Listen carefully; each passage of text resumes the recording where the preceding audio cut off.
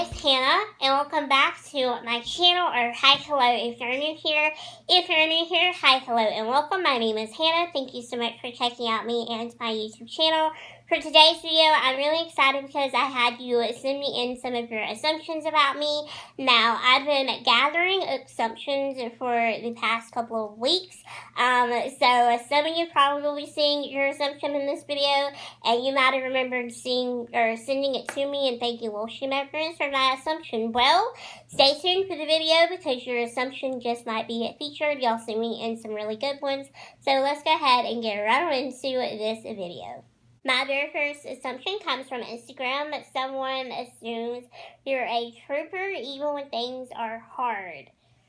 Well, okay, so as I've gotten older, I've realized that it's okay to not be okay, and it's okay to not handle things okay. I guess what I'm trying to say is when I was younger, yes, I used to be very emotionally detached. I was taught that, you don't show emotion, you just suck it up and you just get through life, and that's not really a good strategy to have at all. It's not a good thing to teach your children.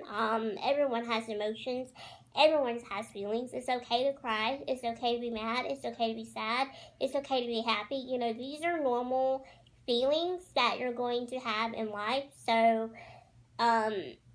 pushing out your emotions, or just kind of like pushing out your emotions and not expressing your emotions and not letting your emotions out and just bottling them up inside, that's not really a good thing. So I'm going to say that is false. I am not a trooper when things are hard. If things are really, really hard, I'm going to cry. I'm going to be really sad.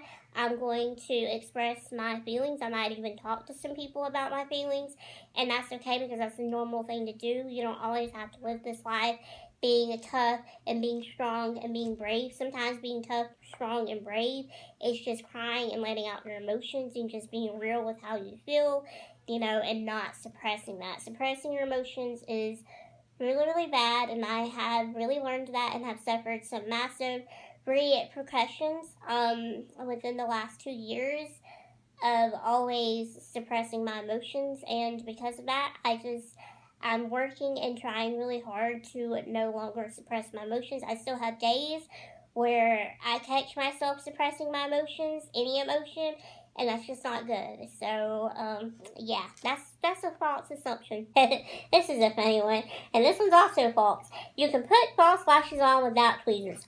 False. I cannot put false lashes on without tweezers.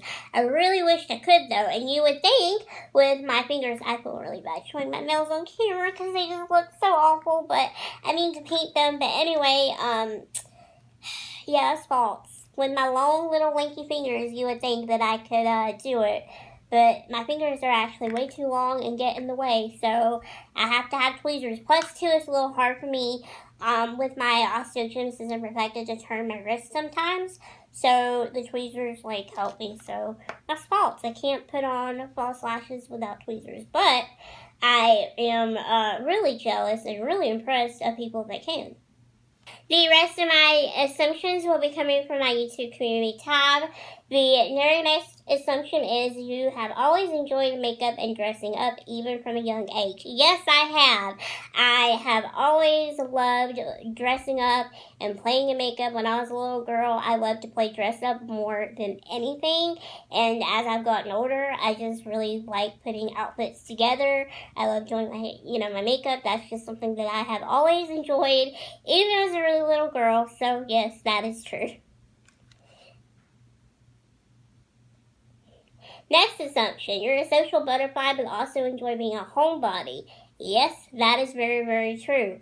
I am a social butterfly and I love socializing with other people, but I am a massive homebody, especially right now. But yeah, typically I am a massive, massive homebody. If I have a choice between going out with a bunch of people or staying in, a lot of times before COVID, I would pick staying in. I don't know what it is. I just really like to just kind of be by myself sometimes and just do my own thing.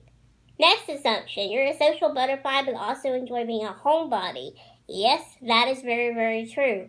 I am a social butterfly, and I love socializing with other people, but I am a massive homebody, especially right now. But yeah, typically I am a massive, massive homebody. If I have a choice between going out with a bunch of people or staying in, a lot of times before COVID, I would pick staying in. I don't know what it is. I just really like to just kind of be by myself sometimes and just do my own thing. You never meet a stranger / to make a friend wherever you go. I think friend is probably a loose word that's too frivolously just thrown out there. But yeah, pretty much. I mean, I never really, I believe that everybody needs a friend and everyone needs a go-to person. So I am the weird person, I guess, that just kind of like goes up to people and just starts conversations. Or sometimes people just starts conversations with me. I think it's awesome to just, start up a conversation with someone. You never know how much that is generally going to mean for someone, because you never really know what someone could be going through. So yeah, that's true. This is also very true. You see the good in everybody. Yeah. And I also try to hunt good in people, even when there is no good to be hunted. And I do generally believe that not every person is bad, and that way deep down in there is a good person in everybody. But that's also a very big flaw of mine, because I have had the tendency in the past to over and over and over again forgive people that did not deserve my forgiveness, that did not deserve my second chances. And again, I'm working on that too. But it's just very hard, because, you always want to, or at least I always want to assume that not everybody is a horrible person, that sometimes people just go through horrible things that gives them a horrible attitude about life and about people. But it's also not really a good excuse to use either. We all go through things, we all suffer through things, and that doesn't always give you an excuse to hurt other people. But yeah, I'm getting off topic here, but I do try to see the good in everybody, because I generally do believe that everybody has a little good in them, no matter how horrible the person is / seems. My very last assumption is you're enjoying TikTok more than YouTube nowadays. That is actually somewhat false, somewhat true. So with TikTok, I do enjoy the simple fact that if I'm scrolling on there and I see something that someone else has created, as long as it's not a makeup-related TikTok, I can be like, oh, I want to do that. And I can just quickly, record it on my phone and then post it, and not really have to plan it out or think about it. But if I am seeing something on YouTube that I want to do, like I just got a really cool idea for a video today, but it's going to take me several weeks to put together, because it's going to be really cool. It's actually going to be a little bit different, and it's actually not makeup related, but it's just like a really cool video idea that I got inspired by somebody else. But I have to do a ton of research, and I have to watch a ton of movies. So there's your hint. And so that's kind of a downfall, but it's also a good thing too, because it gives you time to prepare. With YouTube, I can be more descriptive, and I can be more talkative during makeup application, and showing you the process of looks, and showing you like tips and tricks and things like that. And y'all can really see like the look fully come together. And then with TikTok, it's a 30-second video. I can't put all of the clips of me putting on makeup in the video, and I also cannot really talk a lot either in the TikTok, because it's 30 seconds and I got 30 seconds to make the video. So yeah, each app has its downfalls, and each app has its perks, but for the most part I do really like both of them so equally. So it's somewhat true, but it's somewhat false. I'm still, very active here on my YouTube channel. I haven't left my YouTube channel. I love my YouTube channel. I am very proud of my YouTube channel. Even though it's a very small channel, I don't care about that. I'm just really happy that I'm here, and that I, am doing something that I've always wanted to do. But yeah, I don't know.